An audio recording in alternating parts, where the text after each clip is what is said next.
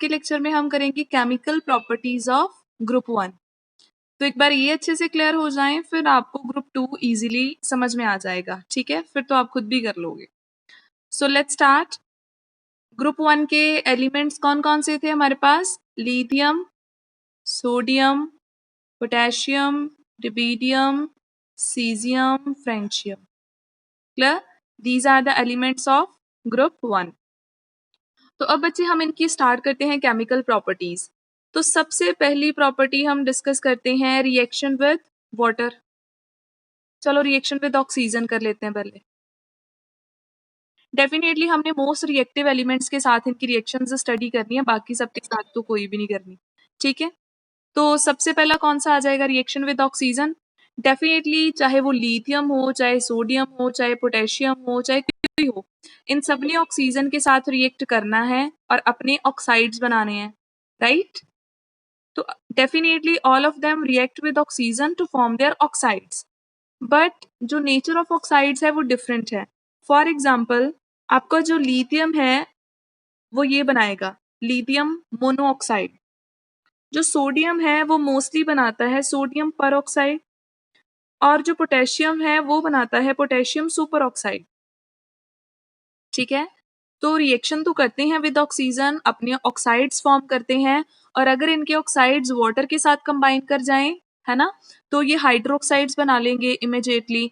ठीक है, और अब क्वेश्चन ये है कि इन सबके साथ प्रोडक्ट सेम नहीं है। लिथियम मोनोऑक्साइड बनाता है या सिंपल ऑक्साइड बना रहा है, आपका जो सोडियम है वो क्या बना रहा है? परऑक्साइड, और जो आपका पोटेशियम है वो क्या बना रहा है? Super oxide. Now where is the difference, why this is so? तो ये कॉन्सेप्चुअल क्वेश्चन सबसे पहला आपको यहीं पे बन जाएगा। तो रीजन बच्चे, रीजन आपके पास क्या आ जाएगा कि देखो फर्क तो साइज का ही है, लिथियम का साइज स्मॉल है, सोडियम का लार्ज है, पोटेशियम का फर्दर लार्ज है। ठीक है, तो साइज ऑफ के टाइम सब में डिफरेंट है। तो आप यहाँ पे रीजन लिखोगे कि जो आपका स्मॉल केटाइन है it will always be stabilised by small anion. समझ गए? अगर कोई स्मॉल साइज का केटाइन होगा तो वो स्ट्रॉन्ग बॉन्डिंग किसके साथ बनाएगा? स्मॉल एनाइन के साथ। और अगर लार्ज साइज केटाइन है तो वो लार्ज साइज एनाइन के साथ स्ट्रॉन्ग बॉन्डिंग बनाएगा। ठीक है, तो क्योंकि लिथियम का साइज सबसे छोटा है, स्मॉल केटाइन है, तो ये किसके साथ कंबाइन करेगा? सिंपली ऑक्साइड आयन के साथ। ठीक है, और क्या बनाएगा ये? मोनोऑक्साइड। क्लियर? और रही बात आपकी बाकी सब की, तो जैसे जैसे हम डाउन द ग्रुप आते हैं साइज ऑफ केटाइन इंक्रीजेस, तो that's why they combine with large anion. ठीक है, अच्छा एक और चीज बताती हूँ। एक तो स्मॉल साइज का आप स्मॉल और लार्ज का रीजन लिख सकते हो, एक और चीज है लिथियम जो है उसका साइज छोटा है 1 पॉजिटिव चार्ज ही, तो इसका जो इलेक्ट्रिक फील्ड है ना वो बहुत स्ट्रॉन्ग है, ये फटाफट से ऑक्साइड आयन को अपनी तरफ अट्रैक्ट करेगा और ऑक्साइड बना लेगा। ठीक है, लेकिन जो सोडियम है उसका साइज लिटिल बिट लार्जर है, चार्ज 1 पॉजिटिव ही है, तो लार्ज साइज होने की वजह से इसका जो इलेक्ट्रिक फील्ड है वो थोड़ा सा क्या हो जाता है? वीक। वीक होने की वजह से ये ऑक्साइड को जब तक अपनी तरफ अट्रैक्ट करेगा वो तब तक क्या करता है? किसी दूसरे ऑक्सीजन के साथ, एक ऑक्सीजन मॉलिक्यूल दूसरे के साथ रिएक्ट करके क्या बना देता है? परऑक्साइड। ठीक है, तो इसी वजह से ये किसके साथ कंबाइन करता है? परऑक्साइड के साथ। और रही बात आपकी सुपर ऑक्साइड की, तो पोटेशियम का साइज फर्दर लार्ज होने की वजह से जो परऑक्साइड आयन है वो फर्दर किसी और ऑक्सीजन मॉलिक्यूल के साथ उतने टाइम तक रिएक्ट कर जाता है और वो सुपर ऑक्साइड आयन बना लेता है, और पोटेशियम आपका सुपर ऑक्साइड के साथ रिएक्ट करेगा। Is it clear? समझ गए रीजंस? यस और नो?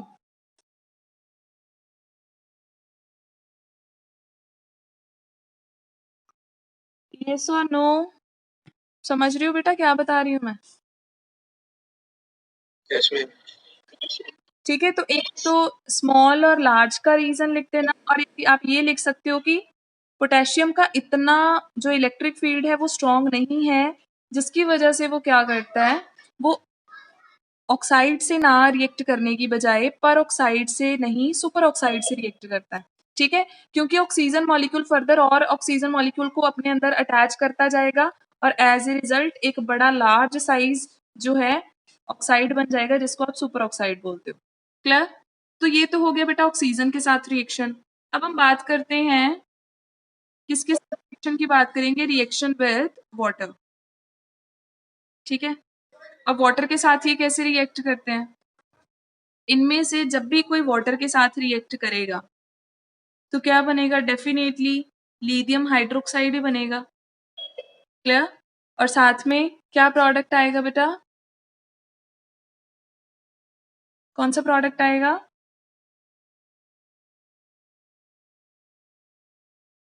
Hydrogen gas. वाटर के दो कंपोनेंट्स हैं, सॉरी दो आयंस हैं, H positive and OH negative. Lithium एक मेटल है, वो किसके साथ कंबाइन कर जाएगा, OH के साथ, लिथियम हाइड्रोक्साइड बन गया। और जो हाइड्रोजन है वो लिथियम का इलेक्ट्रॉन गेन करके हाइड्रोजन गैस बना देगा। ठीक है, तो इसका मतलब when ever the alkali metals react with water they will form hydroxides. Clear?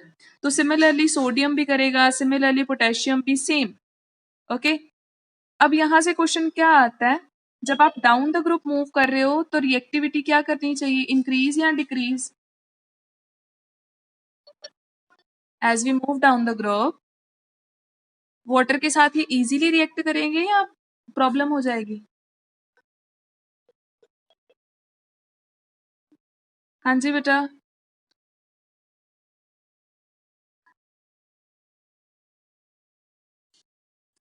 So as we move down the group, atomic size of the metals increases. That's why they can easily lose their electron and can easily react with water. ठीक है, तो जैसे ही हम down the group move करते हैं तो आपके पास जो रिएक्टिविटी है, रिएक्टिविटी विद वाटर, वो भी क्या करती जाएगी, इंक्रीज करती जाएगी due to increase in size. Clear? Lithium का क्वेश्चन अलग से आ जाता है कि लिथियम तो भाई सबसे बेटर रिड्यूसिंग एजेंट है। हमने लास्ट क्लास में करा था कि इसका जो रिडक्शन पोटेंशियल है वो काफी जो है ज्यादा आता है, सॉरी कम आता है, तो ये एक बेटर रिड्यूसिंग एजेंट है। तो ये क्यों नहीं वाटर के साथ जल्दी रिएक्ट करता है, ये वाटर के साथ क्यों कम रिएक्ट कर रहा है? ठीक है, इसकी रिएक्टिविटी लेस क्यों है? तो ये आपके लिए अभी क्वेश्चन हो गया। ठीक है, आप इसका आंसर बताओगे मेरे को। क्वेश्चन क्लियर है? यस और नो, क्वेश्चन क्लियर है?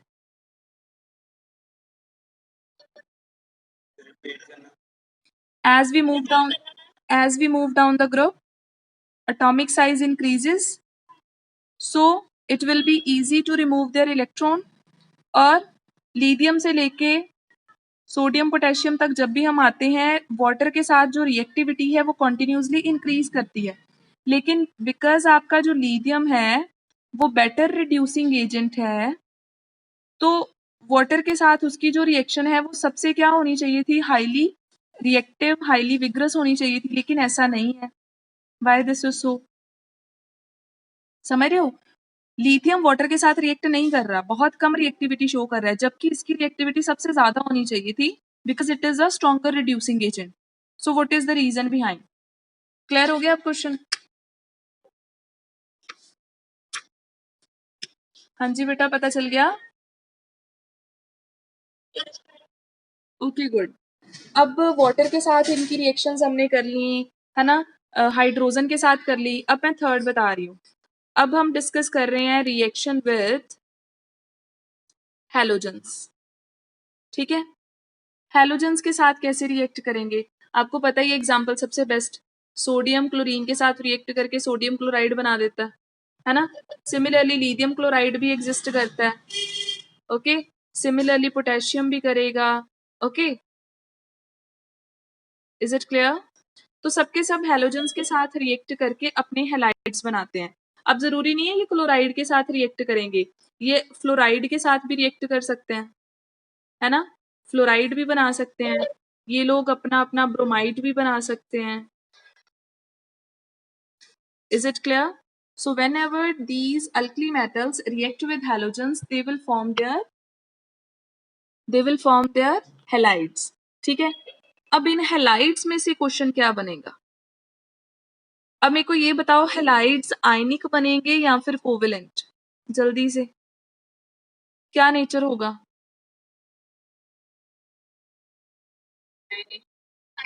आयनिक। यस एग्जैक्टली, आपको पता है मेटल है और ये नॉन मेटल है, मेटल इलेक्ट्रॉन लूज कर देती है, नॉन मेटल गेन करेगी, तो definitely all the halides are ionic in nature, ठीक है, एक्सेप्ट लीडियम। अब कोई बताएगा रीजन? लीडियम जितने भी अपने हेलाइड्स बना रहा है वो मोस्टली कोवेलेंट नेचर के हैं, ठीक है, इनका कौन सा नेचर है? कोवेलेंट। कोई रीजन?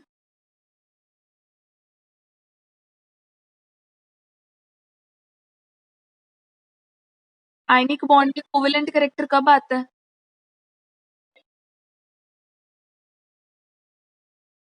आयनिक बॉन्ड में कोवेलेंट कैरेक्टर, पोलराइजेशन याद है केमिकल बॉन्डिंग में? यस। लिथियम एक ऐसी मेटल है जिसका साइज सबसे छोटा है ना? छोटा है। सो जितना स्मॉल साइज होगा वो अपने एनायन को उतना स्ट्रांगली क्या करेगा? पोलराइज करेगा, और पोलराइजेशन की वजह से कौन सा करेक्टर आएगा? Covalent character. Clear? So lithium के बाद जितनी भी मेटल्स हैं हमारी, सोडियम, पोटेशियम, रुबिडियम, सीजियम, इनके साइजेस क्या हैं? काफी लार्ज हैं, तो इनका तो कोवेलेंट करेक्टर बहुत कम आएगा, तो मोस्टली इनके हेलाइड्स क्या होंगे? आयनिक, ठीक है, इन सबके हेलाइड्स क्या होते हैं? आयनिक। सिर्फ एक लिथियम है जिसके सारे के सारे हेलाइड्स में कौन सा करेक्टर होता है?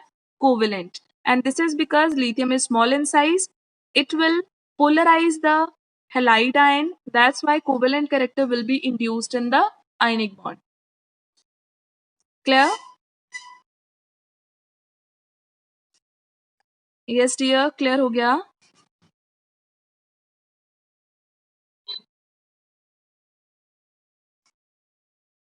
ओके देन, अब अगर मैं आपसे क्वेश्चन पूछूं कि लिथियम के जितने भी हमने हैलाइड्स यहाँ पे मैंने लिखे हैं, इनमें से सबसे ज्यादा कोवेलेंट कैरेक्टर किसके पास है?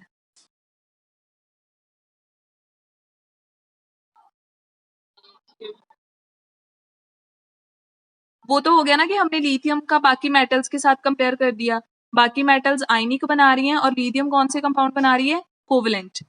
लेकिन ये सारे लिथियम के हैं, इनमें से सबसे ज्यादा कोवेलेंट कौन है? फ्लोरीन। सब में लिथियम है, चेंज कौन हो रहा है? एनाइन। बेटा फ्लोरीन का साइज छोटा होता है, क्लोरीन का लार्ज, ब्रोमीन का फर्दर लार्ज, आयोडीन का फर्दर लार्ज।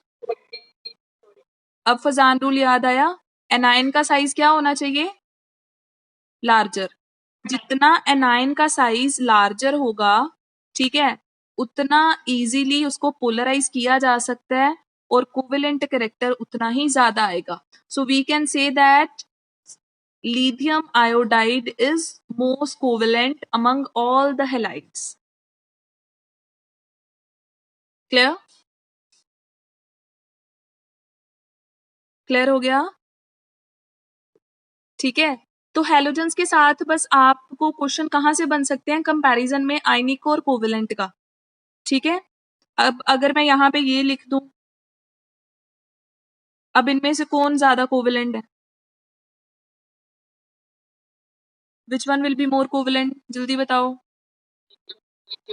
एग्जैक्टली exactly, क्योंकि मेटल का साइज छोटा है और इन सब में से जिसका साइज लार्जर होगा एनायन का, ठीक है, तो ऐसे कंपैरिजन में क्वेश्चन आपको आयनिक और कोवेलेंट बॉन्डिंग से आ सकते हैं, इसके अलावा और कोई यहाँ से क्वेश्चन नहीं बनता है, ठीक है। अब हम बात करते हैं नेक्स्ट, इनकी बात करते हैं रिएक्शन विद हाइड्रोजन। तो हाइड्रोजन के साथ जब रिएक्ट करेंगे तो कौन सा कंपाउंड बनेगा? मान लो सोडियम है, हाइड्रोजन के साथ रिएक्ट कर रहा है, तो कौन सा कंपाउंड बनाएगा? NaH, सोडियम हाइड्राइड, ठीक है, जिसमें सोडियम पे पॉजिटिव चार्ज होगा और हाइड्रोजन पे नेगेटिव, ठीक है। सोडियम इलेक्ट्रॉन लूज करेगा, हाइड्रोजन इलेक्ट्रॉन गेन करेगा और सोडियम हाइड्राइड बनेगा, ठीक है। अब ये भी हैलोजेंस की तरह कौन सी नेचर है इनकी? आयनिक, ठीक है।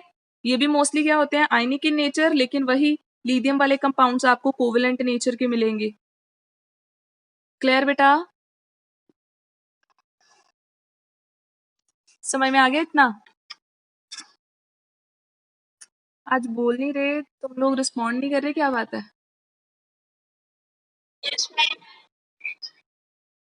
चलो फिर अब कर लेते हैं हम लोग नेक्स्ट। और किसी के साथ रिएक्शन? और किसी के साथ रिएक्शन बच्चे आप कर लो विद अमोनिया। ठीक है, एक आपको रिएक्शन पूछ ली जाती है with ammonia. Ammonia is NH3। तो अमोनिया के साथ ये मेटल्स कैसे रिएक्ट करती हैं? अब देखना, मान लो आपके पास कोई मेटल है, सपोज सोडियम ही है, हमने इसको अमोनिया के साथ रिएक्ट करवा दिया। तो हमने देखा कि जब हम अमोनिया के साथ रिएक्ट करवाते हैं तो जो भी सॉल्यूशन बनता है ना, जो भी प्रोडक्ट बनता है, उसमें से जो है वो पैरामैग्नेटिक इन नेचर है। ठीक है, आपको पता है ना पैरामैग्नेटिक कौन होते हैं? MOT में बताया था मैंने।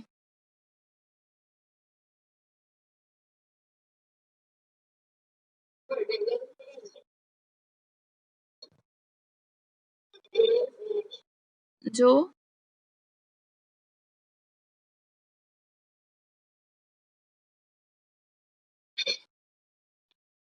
अच्छा देखो, सोडियम है, मेटल है, ये क्या करेगा? सोडियम 1 पॉजिटिव बना लेगा और इलेक्ट्रॉन क्या कर देगा? लूज कर देगा।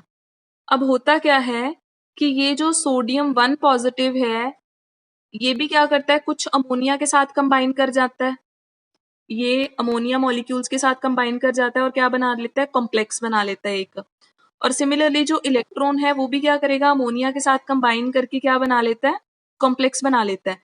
XY मैंने इसीलिए लिखा है कि don't know how many number of ammonia molecules are there. ठीक है, तो कुछ कॉम्प्लेक्सेस बन गए। आपको पता है इन कॉम्प्लेक्सेस का एक बड़ा ही इंटेंस कलर आता है। ये क्या करते हैं ये कॉम्प्लेक्सेस? जब इन पे लाइट पड़ती है तो ये जो इलेक्ट्रॉन्स हैं ये क्या करेंगे? एक्साइट कर जाएंगे किसी स्टेट पे। जब वापस आएंगे तो एक लाइट एमिट करेंगे जो विजिबल रीजन में लाई करती है, और जिसकी वजह से इनका जो है एक इंटेंस कलर आ जाएगा, ब्लू कलर का सॉल्यूशन आपके पास आ जाएगा। ठीक है, और अगर आपसे क्वेश्चन आए कि whenever alkali metals react with ammonia then why blue colour solution is obtained, then आप बोल दोगे this is due to this electron. इस इलेक्ट्रॉन को हम लोग क्या बोलते हैं? अमोनिएटेड इलेक्ट्रॉन, क्योंकि अमोनिया के साथ कंबाइन कर रखा है। So due to this ammoniated electron the solution of the colour will be blue. ठीक है, और अगर हम कंसंट्रेशन बहुत ज्यादा कर देते हैं फिर कलर चेंज होके ब्रॉन्ज हो जाता है और मटेरियल कौन सा हो जाता है? डायामैग्नेटिक। ठीक है, पहले कौन सा था? पहले आपका जो भी सॉल्यूशन बन रहा था वो पैरामैग्नेटिक था। ठीक है, पैरामैग्नेटिक बेटा होता है जिसके पास अनपेयर्ड इलेक्ट्रॉन होगा। जिस जिस भी सब्सटेंस के पास अनपेयर्ड इलेक्ट्रॉन्स हैं उनको हम क्या बोलते हैं? पैरामैग्नेटिक। और जिसके पास इलेक्ट्रॉन्स पेयरिंग में होते हैं उनको हम लोग क्या बोलते हैं? डायामैग्नेटिक। ठीक है, तो जब स्टार्टिंग में मेटल अमोनिया के साथ रिएक्ट करती है, सॉल्यूशन बहुत डाइल्यूट है, उस टाइम अनपेयर्ड इलेक्ट्रॉन होने की वजह से पैरामैग्नेटिक कंपाउंड बनते हैं और ब्लू कलर आता है। लेकिन जैसे ही हम कंसंट्रेशन ज्यादा करते हैं इलेक्ट्रॉन्स एक दूसरे के साथ पेयर होना स्टार्ट हो जाते हैं और नेचर कौन सा हो जाता है बेटा? Diamagnetic. Clear?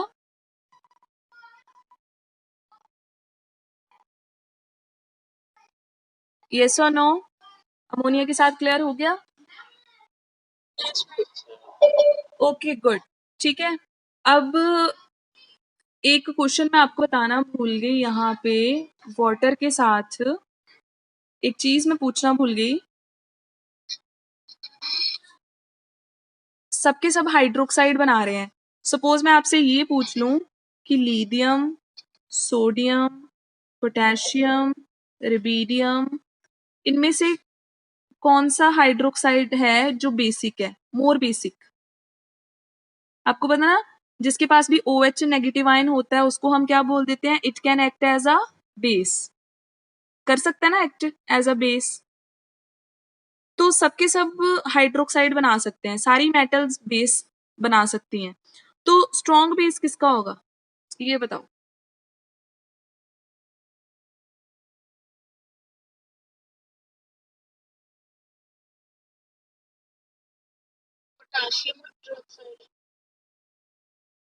Potassium.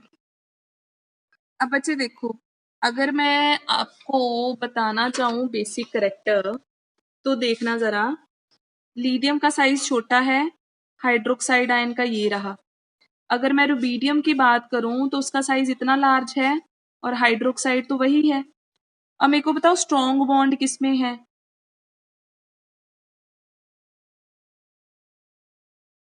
Strong bond कहाँ बनेगी, लिथियम हाइड्रोक्साइड में या रुबीडियम हाइड्रोक्साइड में?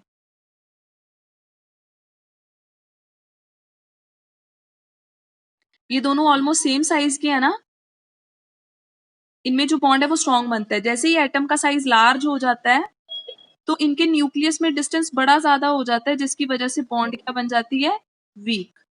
और यहाँ पे बॉन्ड क्या बन जाती है, स्मॉल साइजेस में स्ट्रॉन्ग। ठीक है, क्लियर हो गया? इतना क्लियर हो गया? स्ट्रॉन्ग बॉन्ड बना रहा है ये स्मॉल साइज की वजह से, और रुबीडियम लार्ज साइज की वजह से क्या बना रहा है, वीक बॉन्ड।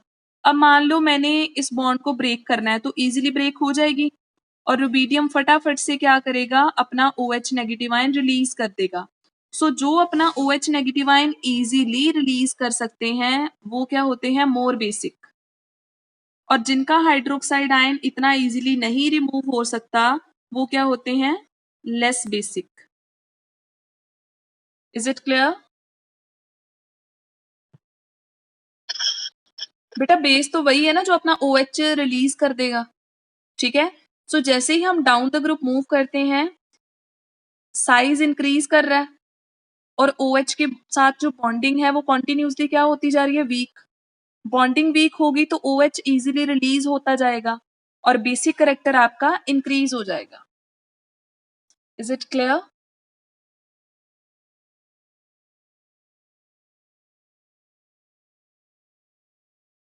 यस और नो डियर?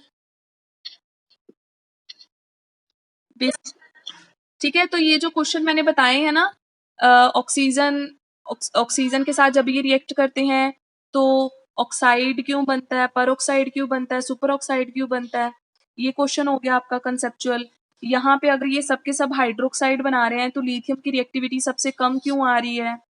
देन अगर सबने हाइड्रोक्साइड बना लिया तो सबसे ज्यादा बेसिक हाइड्रोक्साइड किसका होगा, राइट।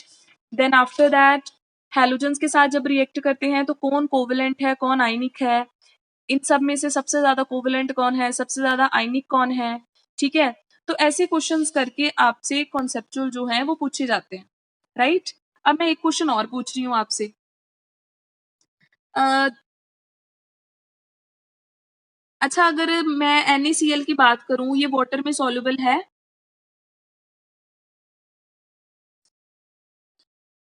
यस और नो?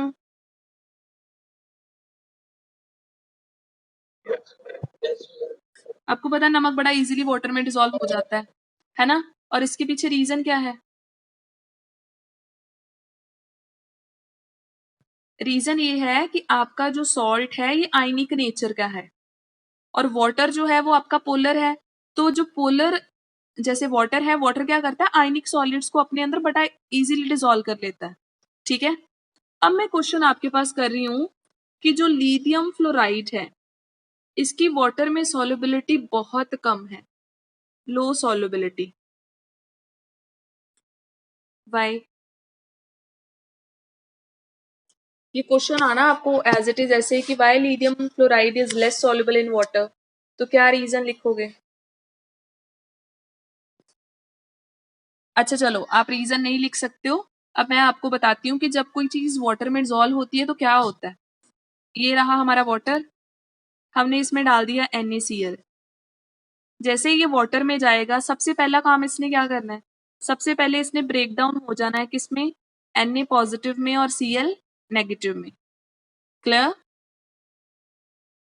यही होता है सबसे पहला काम।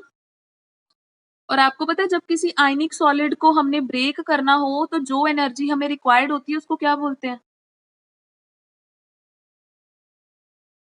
क्या बोलते हैं बेटा?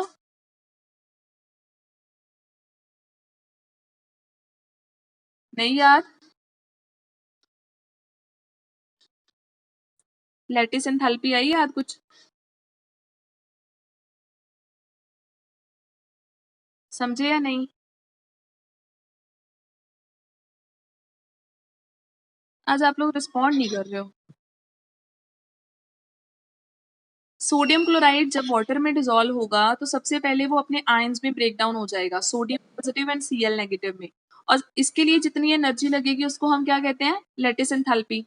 सेकेंड चीज, जैसे ये दोनों सेपरेट हो गए उसके बाद में ना इनके अराउंड वाटर मॉलिक्यूल्स इकट्ठा होना स्टार्ट हो जाते हैं, जो मैंने आपको लास्ट लेक्चर में बताया था, जिसको आप लोग क्या बोलते हो, हाइड्रेशन।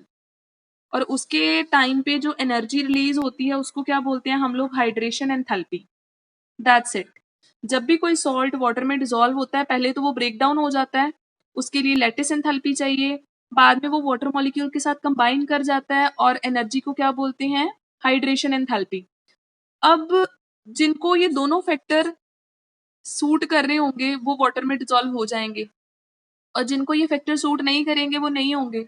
अब जैसे हम बात करते हैं लिथियम फ्लोराइड की, आप जरा ध्यान से देखो कि जो आपका लिथियम फ्लोराइड है उसमें लिथियम सबसे छोटा है सारी मेटल में से, और फ्लोरीन हैलोजेंस में से सबसे छोटा है, तो डेफिनेटली बॉन्ड क्या होगी, काफी स्ट्रॉन्ग।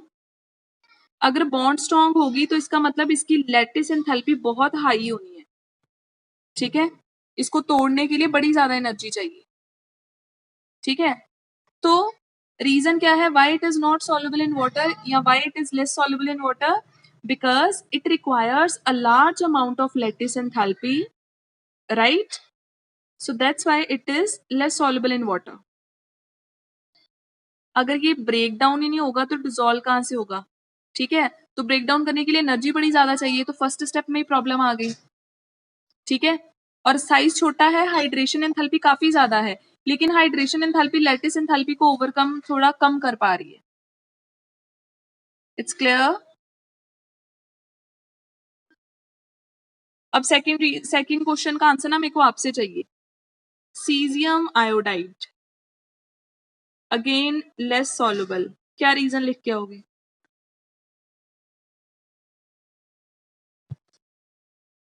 बताओ जल्दी बोलो बेटा जल्दी। Cesium iodide is less soluble. Why this is so?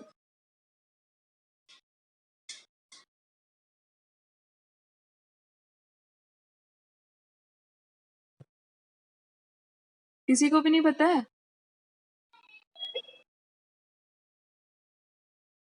दिया,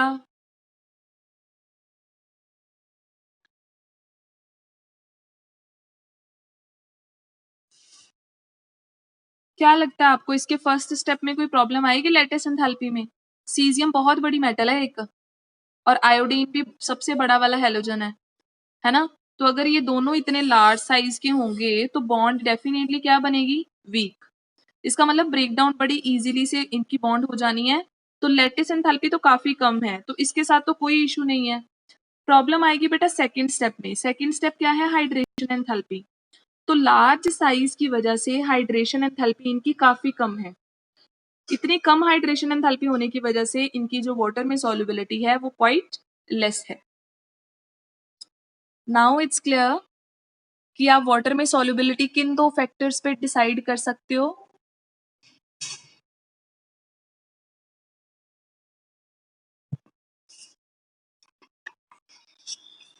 आप लोग ना इरिटेट कर रहे हो आज।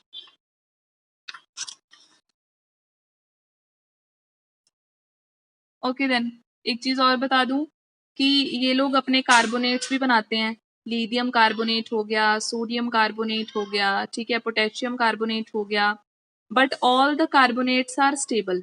सबके कार्बोनेट्स स्टेबल हैं एक्सेप्ट लिथियम, ठीक है। लिथियम का कार्बोनेट काफी अनस्टेबल है और वो इजीली ब्रेक डाउन करके क्या बना देता है, एक तो लिथियम ऑक्साइड बन जाता है और साथ में कार्बन डाइऑक्साइड रिलीज होती है, ठीक है।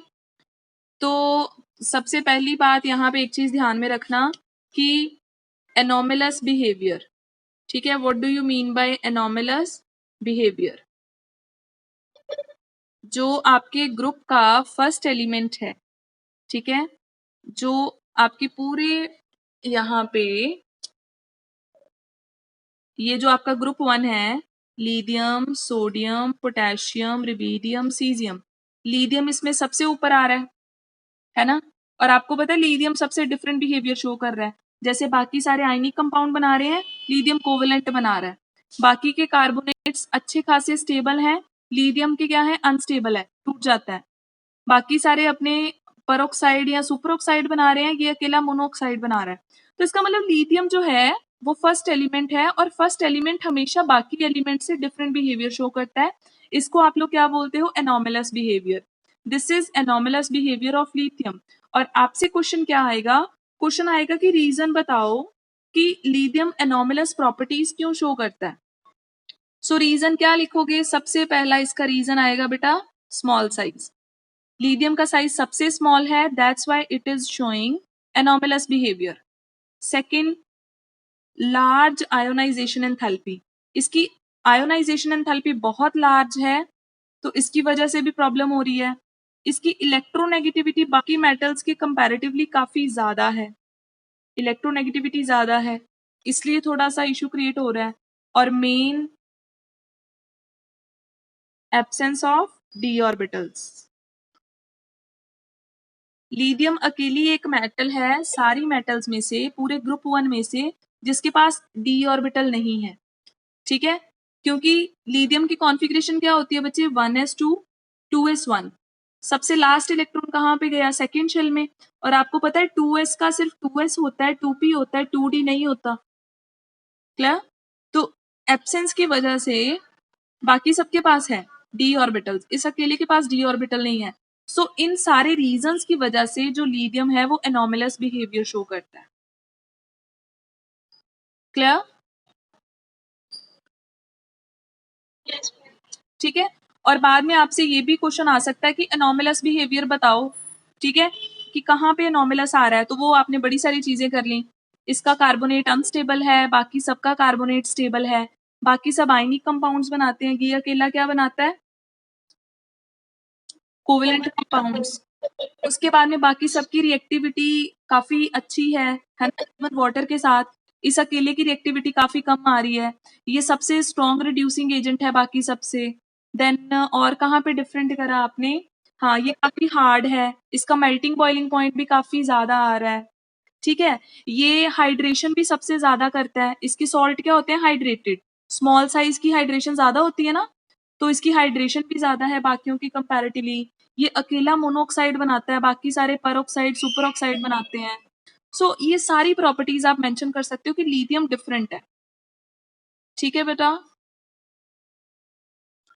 सो ये था आपका ग्रुप 1, मैंने सारा कंप्लीट कर दिया है। अब आपने अच्छे से रीड आउट करना है, किसी भी रेफरेंस बुक से कर लो, एनसीईआरटी से कर लो और कंप्लीट करो। ग्रुप 1 मैंने सारा करवा दिया, अब हम ग्रुप 2 स्टार्ट करेंगे कल से। और मैंने बताना कम है, पूछना ज्यादा है।